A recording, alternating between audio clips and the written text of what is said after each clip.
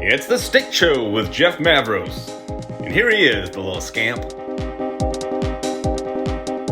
Hey there, everybody. Welcome to the State Show here on the warm and welcoming campus of Illinois State University. You know, we filmed this show in Braden Auditorium right here in the Bone Student Center, a historic venue where many a famous and talented performer has plied their trade over the years. Unfortunately for you, none of them is your host. I'm your host, Jeff Mavros, and for the next 10 minutes or so, we'll be talking about something admittedly less entertaining, but perhaps far more important than even some of the best acts that have graced this Braden Auditorium stage. That's right. Today's show is all about financing a college education, and I can't think of too many topics more centered in the minds of college-bound students and families than this. Of course, you know, trusty viewer, that a college education is a privilege and not a right. And you further know that higher education requires investment. Intellectual investment, emotional investment, and yes, financial investment. But that's really the word for it. College is not a transaction. By advancing your education, you're committing to yourself and your future. It is, by most accounts, the smartest investment you'll ever make, considering your return on that investment. Research suggests that earning your bachelor's degree will be worth more than $1 million to you in additional lifetime earnings compared to not attaining that level of education. Advanced degrees generally earn you even more money and insulate you further from potential unemployment. So regardless of where you go to school, continuing your education seems a worthwhile pursuit. And while I could go on about the value of the college experience, let's assume we agree on that point. And instead, let's turn our attention to affordability. A few things to know from the start. First, you shouldn't eliminate a school from your list based solely on the sticker price. This next statement seems less than profound, but colleges and universities want to enroll the students they admit. So, while they can't always make it work for every student, they try hard to meet the financial need of students they've accepted. There are often ways to bring down the cost from what's published, and it's worth learning more before ruling out a school that seems like a good fit in other ways. One of the most effective ways to bring down costs is to keep your grades up. Many institutions award scholarships to students on the basis of academic merit, and these awards can be significant. So remember that when your parents are nagging you about finishing your homework and cleaning your room, well, I don't know of any scholarships awarded for general tidiness, but the takeaway is that at least half of what your parents are telling you could be useful to you in the future. And scholarships aren't just awarded by colleges and universities. You can start searching for scholarships in your local community, at your parents' place of business, or simply Googling college scholarships. There'll be enough there to keep you busy, and they all add up. Even smaller scholarships of $250 or $500 can move the needle. Often, they attract fewer applicants than $5,000 or $10,000 awards, increasing your odds of receiving them. And again, they all add up. You can also earn scholarships for talent in the fine arts, demonstrated leadership, service, and various types of extracurricular involvement. So staying active outside of the classroom can be more than just personally fulfilling. It can be a lucrative pursuit as you consider your college options. And all I've discussed so far is scholarships. There are, of course, other sources of assistance potentially available to you. So how do you learn about the various ways to finance your education? A school's website can be a great source of information, but so are the professional staff in the financial aid office. These wonderful people come to work every day to answer your questions and try to help you achieve your educational goals. And we are lucky enough to have one such professional in our midst today. We'll ask him a little about this process and maybe, just maybe, provide you with some useful information for a change. But before we do that, let's cut to one of the bright spots in my day, a segment we call Something Cool. Stranger, I've known you for so long.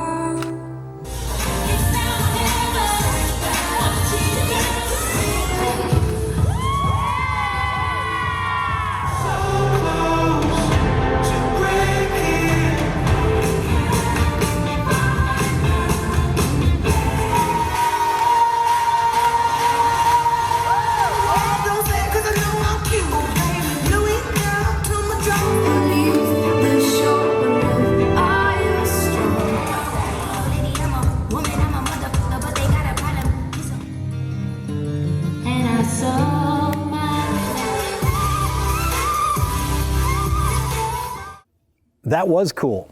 And you know what else is cool? Making college affordable. At least we here at Illinois State think so. And that's why our total cost is in the bottom half of all public universities in Illinois. And why a third of our graduates have zero debt as they walk across the commencement stage to receive their diploma. My guest today is someone who helps families like yours figure out the financial piece to this college puzzle, and we are so lucky to have him. So without further ado, let's bring him out. Ladies and gentlemen, please welcome financial aid specialist Nick Reyes. Thanks so much for being on the show. Thanks for having me. Happy to be here. Awesome. Well, financial aid specialist is a nice title. Can you tell the folks at home a little bit about what you do in your role as a financial aid specialist? Yeah, what I do is I help incoming and current students pretty much get a better understanding of the financial aid aspect of covering their tuition, right? Okay. So helping them understand all the financial aid resources like scholarships, grants, loans, things like that. Yeah, that's great. And I know, we're really fortunate to have people like you in the position to help families through this process, which can be a little bit confusing, can be intimidating. So can you talk a little bit about how you even start helping families figure this whole thing out?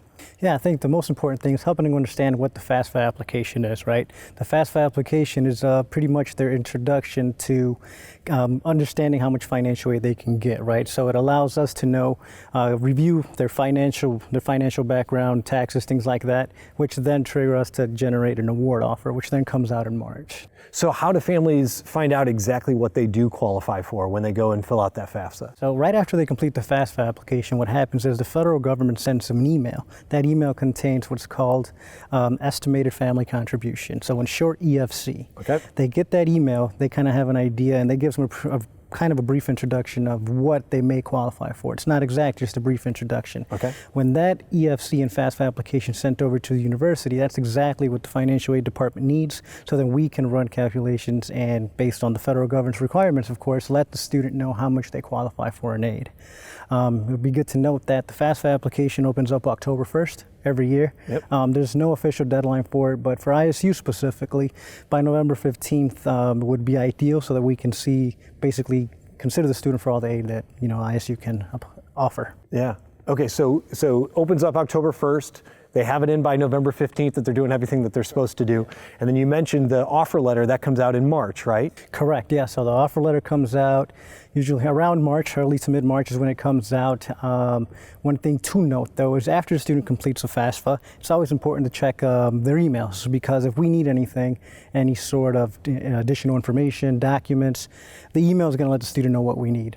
The key things that a student should know is complete the FAFSA as soon as it becomes available. Yep. After they complete that FAFSA, check their emails daily, because we'll let them know anytime from November, December, January, or February what we need. Yep. And then all checks out, all looks good.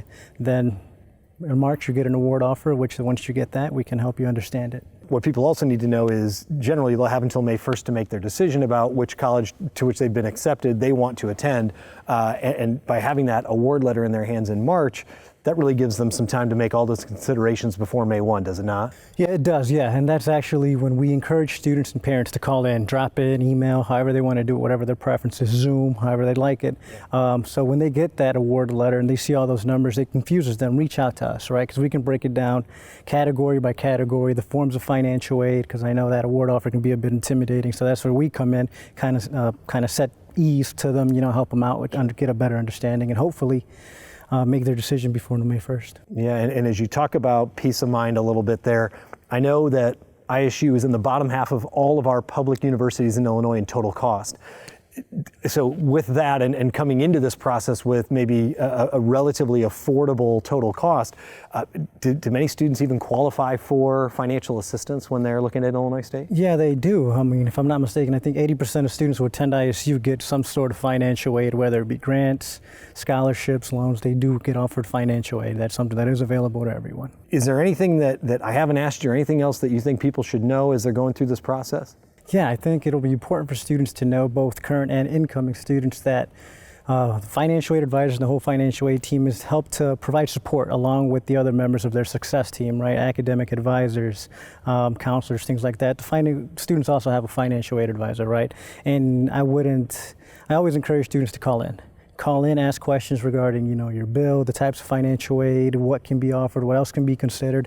It's important to ask those questions, Don't feel intimidated or don't feel like you can't come out to reach us. We're a walk-in office. We're open to anyone, no appointment necessary. So, I think that's the big thing there that me as a counselor, I try to push out, try to be more accessible as much as I can, either sometimes after hours or before, but I do my best to, reply to students and things like that. Yeah, love that. So if I can summarize, it's apply early, meet your deadlines, check your email, and then don't be afraid to ask those questions. Is that a pretty good summary? Yeah, definitely. I'd say that too, yeah. reach out to us whenever you you have questions, concerns. Reach out to us. We're definitely accessible, not hard to reach, and quick to reply. Awesome. Well, it's been great having you here, and appreciate all that information, and thank you for what you do every day for all the students who are looking at Illinois State. And thank you for having me, and I'm glad I was able to help you out. Yeah, and we typically like to play a little game at the end. Do you have just a minute to play a little game Sure, before we yeah. leave? So the crew said they were a little tired of me always getting the upper hand and asking questions of my guests. So actually today you get to ask the questions of me, and we've got a little quiz here, apparently to see if I was paying attention or to see if I know anything about anything. So here are your questions. I haven't had a chance to look at them, but we're going to play an over-under game here. Okay. So I think what's going to happen is you are going to read me whatever is on those cards, and I've got to give you either an over or an under in terms of what I think this right answer is. So. Gotcha. You ready? Okay. Yep. Because I don't know that I am. All right. Let's go. So over or under, 75% of Illinois State students receive some sort of financial assistance to attend. Okay, I would have said under, but I think you just told me that it's like 8 out of 10 students that receive financial assistance, so I'm going to go over. Correct. 1 for 1. Second question. Okay. 2,000 students work jobs on campus. I know a lot of students work off campus. Do 1 out of 10 students work on? I'm going to say it's probably close. I'm going to go under, though. I'm going to say under. Incorrect. So it's actually over. Around 6,000 students work on campus jobs. Okay, so I'm 1 out of 2. Fair enough. Here we go. Illinois State graduates' default rate is 2%.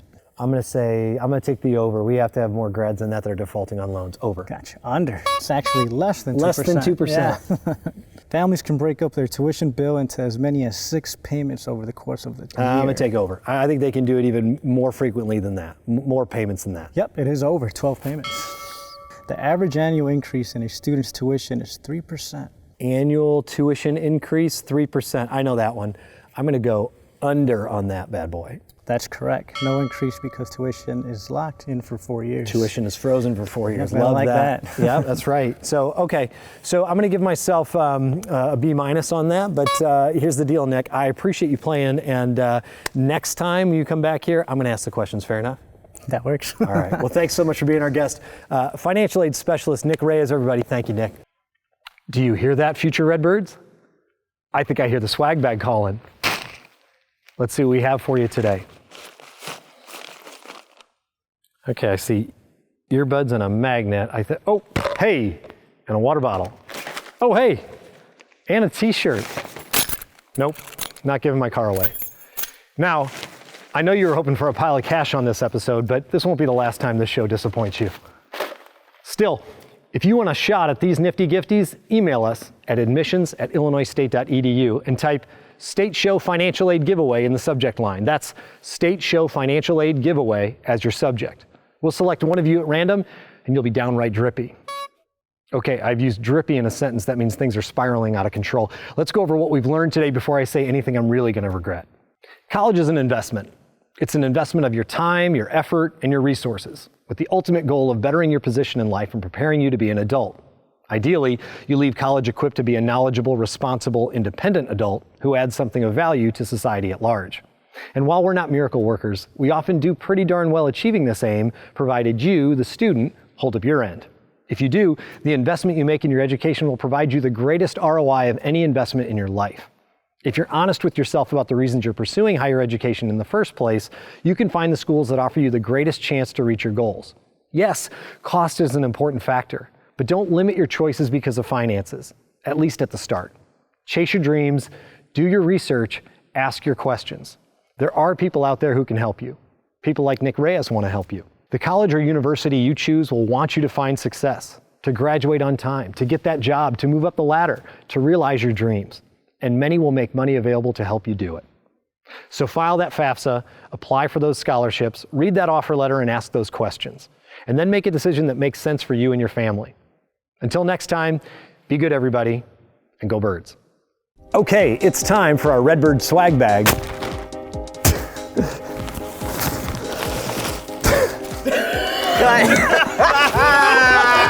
String go around it. Yeah, just like call him.